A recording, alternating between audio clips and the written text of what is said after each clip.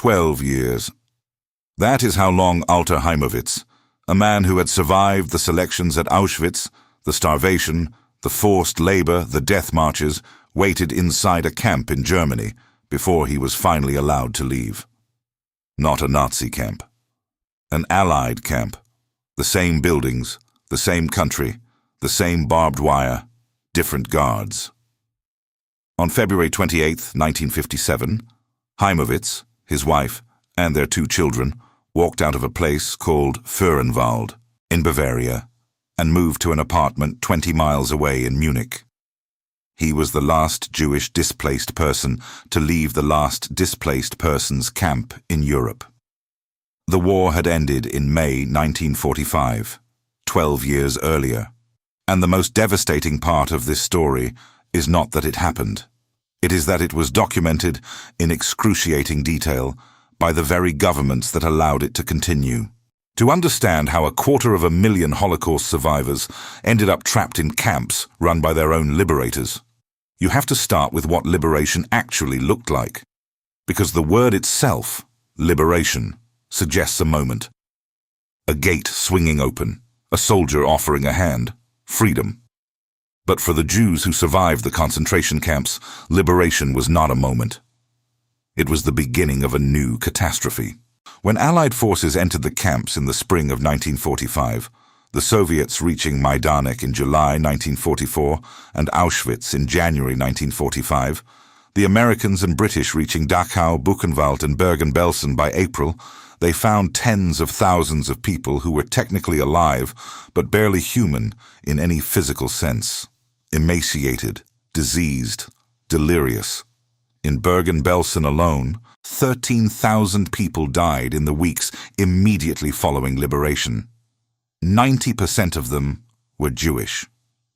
They had survived the Nazis. They could not survive what the Nazis had done to their bodies.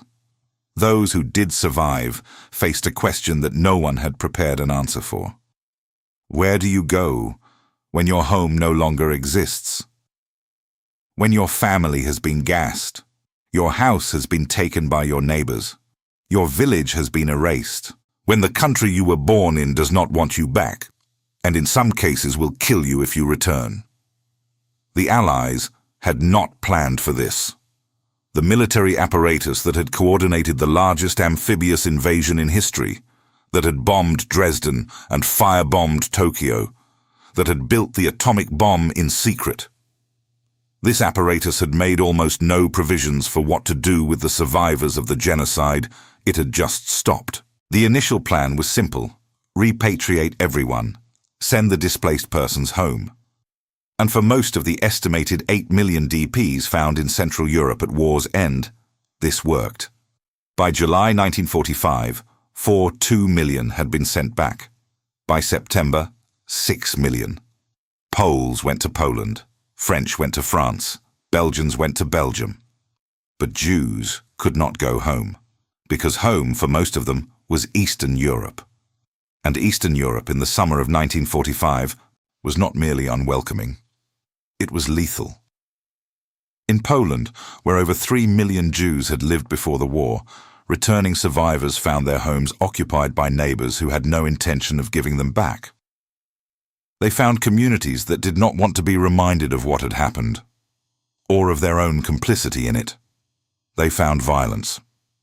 Between 1944 and 1947, an estimated 1,500 Jews were killed in Poland after the war, not by Nazis, by Poles. The single most devastating event came on July 4, 1946, more than a year after the war had ended, in the southeastern Polish city of Kielce. Before the war, 24,000 Jews had lived there. Almost all had been murdered in the Holocaust. By the summer of 1946, approximately 200 survivors had returned to Kielce and were living in a building at 7 Planty Street, which served as the local Jewish committee headquarters. On July 1st, an 8-year-old Polish boy named Henryk Błaszczyk went missing.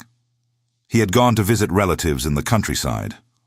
When he returned on July 3rd, afraid of being punished for running away, he told his parents that Jews had kidnapped him and held him in the basement of the building on Planty Street. His father went to the police. The police investigated. The building had no basement. It did not matter. On the morning of July 4th, a crowd gathered. Soldiers arrived. Police arrived. And then the killing began. Polish civilians, soldiers and police officers attacked the building and the Jews inside it. They shot them. They stabbed them with bayonets. They beat them with iron bars, rifle butts, rocks and wooden planks. One man was shot in the head by a Polish army officer while he was on the telephone begging another officer for reinforcements. Among the dead were Regina Fish and her 3-week-old baby, a 35-year-old woman 6 months pregnant, a 14-year-old girl. By the end of the day, 42 Jews were dead and over 40 wounded. Some were killed at the railway station, pulled from trains passing through Kielce, and beaten to death by mobs who had heard the rumors about Jewish ritual murder, a medieval blood libel in 1946, in a country that had just witnessed the industrialized murder of its entire Jewish population. The Polish Catholic Church was asked to intervene. Cardinal August Hlond held a press conference on July 11th. He condemned the violence, but then blamed the Jews.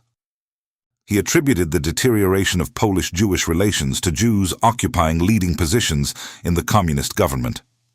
The Jews, he implied, had brought it upon themselves. In the 3 months following Kielce, over 75,000 Jews fled Poland. By early 1947, the Jewish population of Poland had dropped from approximately 240 to fewer than 90 ULZerund. They had nowhere to go except west, into the displaced persons camps in Germany, Austria, and Italy that were run by the same Allied powers who had liberated them. And it was in these camps that the cruelest irony of the post-war period took shape, because many of the DP camps were not new facilities built for refugees. They were the same concentration camps, the same German military barracks, the same forced labor installations that the survivors had just been freed from.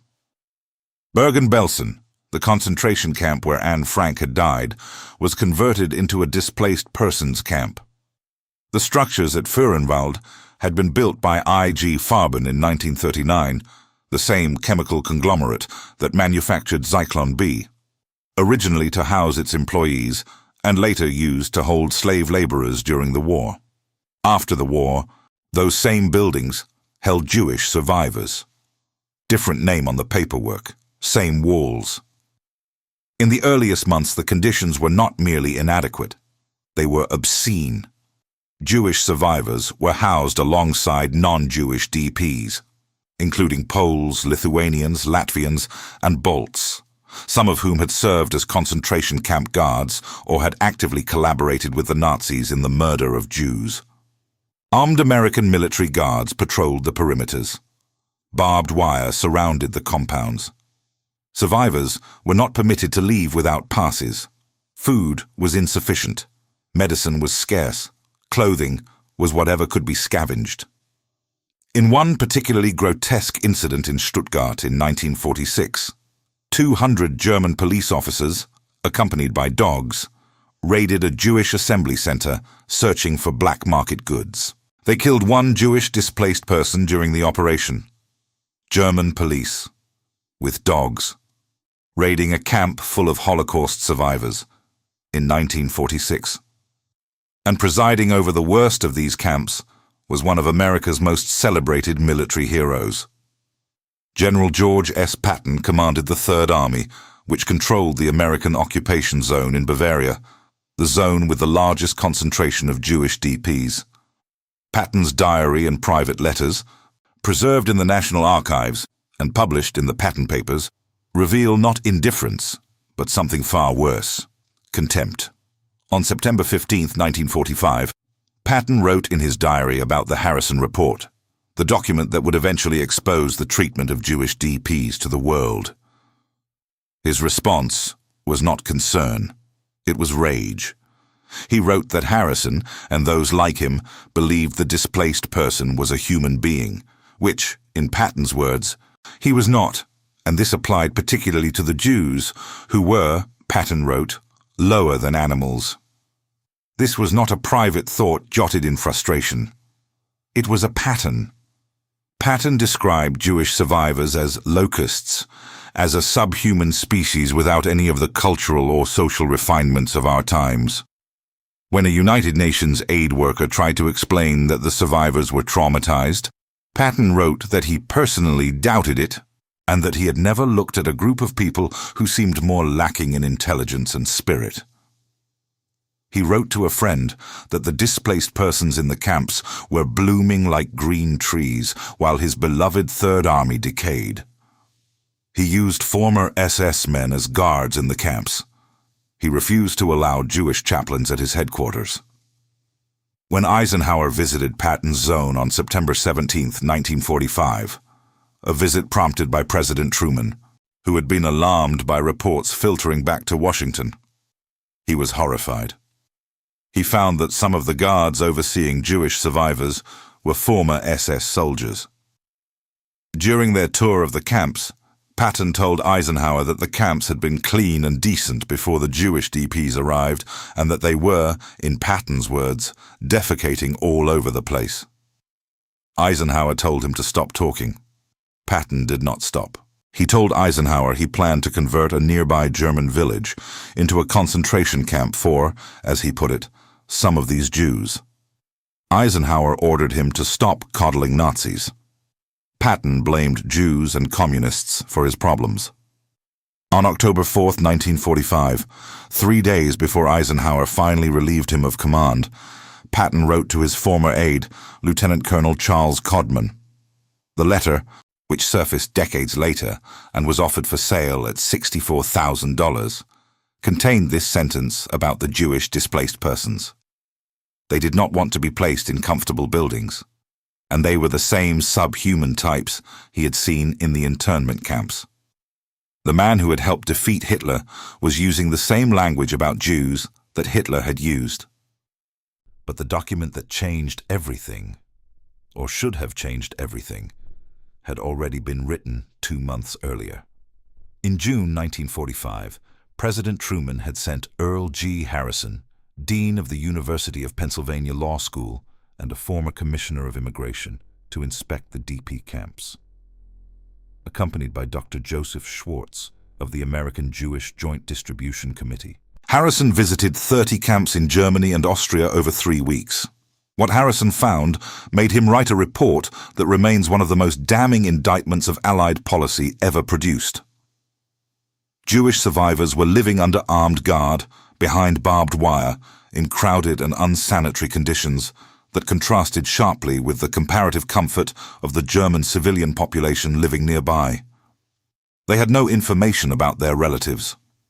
They had no representative to advocate for them. They had nothing to do. They were not being treated as people who had been rescued. They were being treated as a problem to be managed. Harrison delivered his report to Truman on August 24, 1945. The key sentence, the sentence that reportedly made the president physically ill when he read it, was this: "As matters now stand, we appear to be treating the Jews as the Nazis treated them, except that we do not exterminate them. They are in concentration camps in large numbers under our military guard instead of SS troops. One is led to wonder whether the German people, seeing this, are not supposing that we are following, or at least condoning, Nazi policy." Harrison did not stop there. In a radio address following Eisenhower's defensive response, Harrison said something that cut even deeper. The point, he said, was that the Jews should not be in any camps at all, but in houses. Shifting them from one camp to another could hardly be said to be liberation. Truman forwarded the report to Eisenhower. Eisenhower, to his credit, acted. Between August and October 1945, significant reforms were implemented. Jewish DPs were separated into their own camps. Barbed wire was removed from some installations. American military guards were replaced by unarmed DP police forces. UNRWA took over camp administration.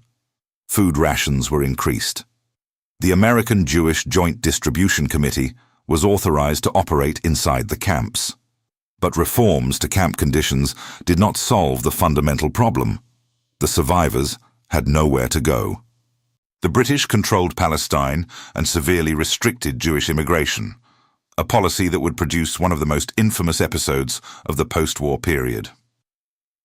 In July 1947, a ship called the Exodus, carrying 515 Holocaust survivors, attempted to reach Palestine. The British Royal Navy intercepted it. The passengers were not merely turned back. They were forced to return to Germany, the country where their families had been murdered, and interned in camps near Lübeck. Holocaust survivors, on a ship, forced back to Germany in 1947.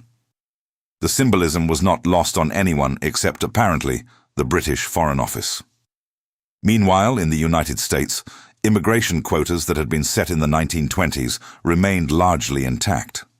These quotas had been designed, in part, to restrict immigration from Eastern and Southern Europe, precisely the regions from which most Jewish survivors came.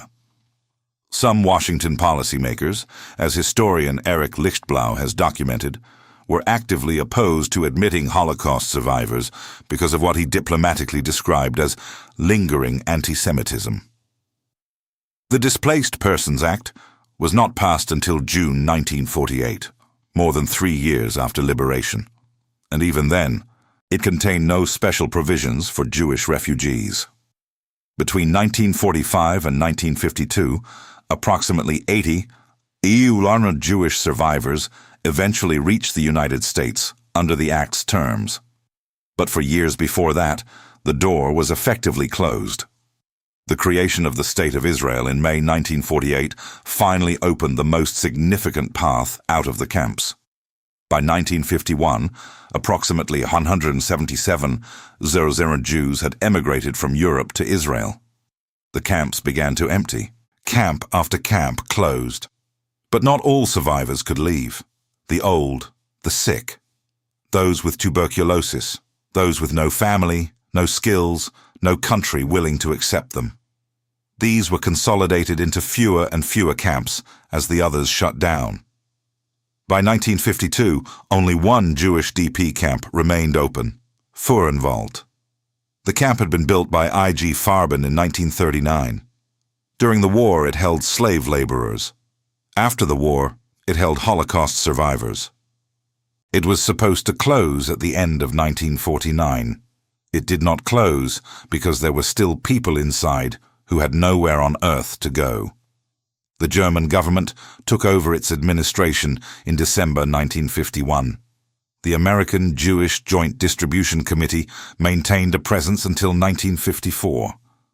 The remaining residents, the old, the chronically ill, the unwanted, lived there year after year in a kind of bureaucratic purgatory.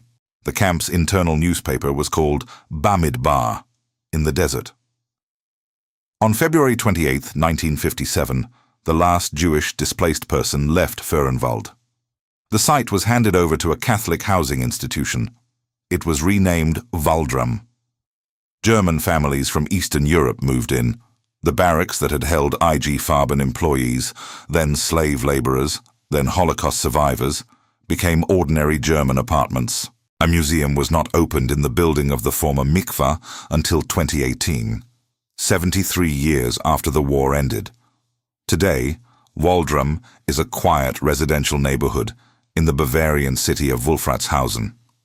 There is almost nothing to indicate what happened there. The survivors who passed through the DP camps called themselves She'erit HaPleta, a biblical phrase meaning the surviving remnant.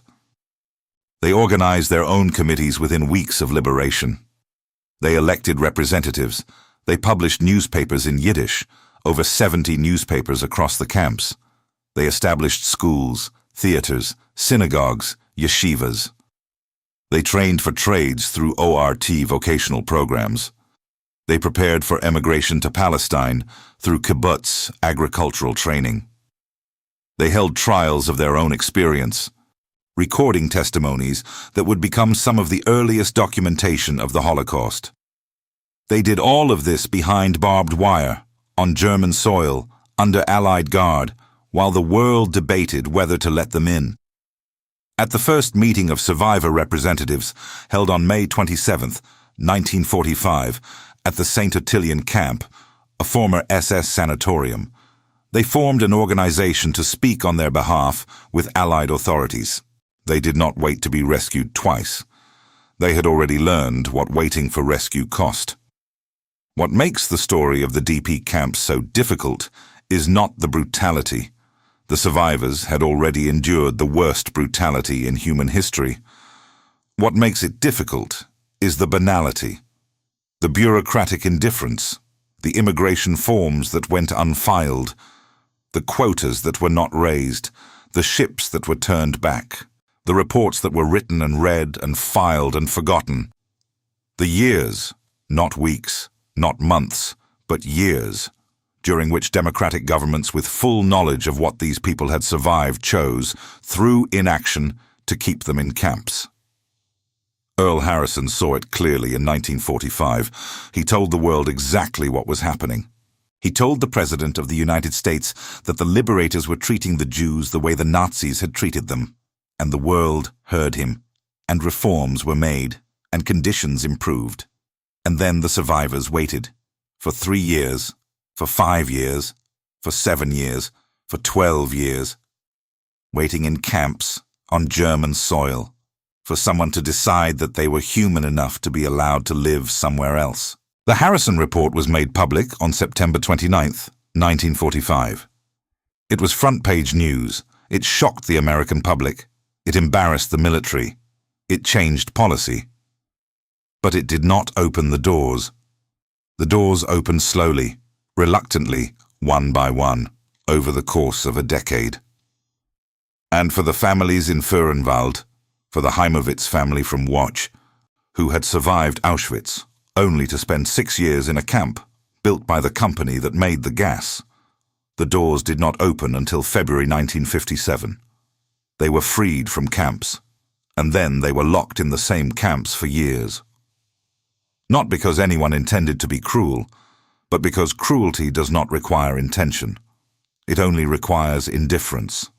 And indifference, as the survivors learned twice, once from their persecutors, and once from their liberators, is the most durable form of cruelty there is. Harrison wrote that shifting people from one camp to another could hardly be called liberation. 12 years later, when the last Jewish family left the last camp in Europe, the world had still not fully answered the question his report had posed. If liberation does not mean freedom, if it only means survival under different management, then what exactly was liberated? The buildings in Waldrum still stand. The apartments are occupied. The streets are quiet. 73 years passed before anyone thought to open a museum. The IG Farben logo is gone. The barbed wire is gone. The survivors are gone. But the question remains. And the records, Harrison's report, Patton's diary, Eisenhower's cables, the Kielce court transcripts, the Exodus passenger manifests, the camp newspapers printed in Yiddish on German soil, the records are still there. They always were. The problem was never that no one knew. The problem was that knowing was not enough.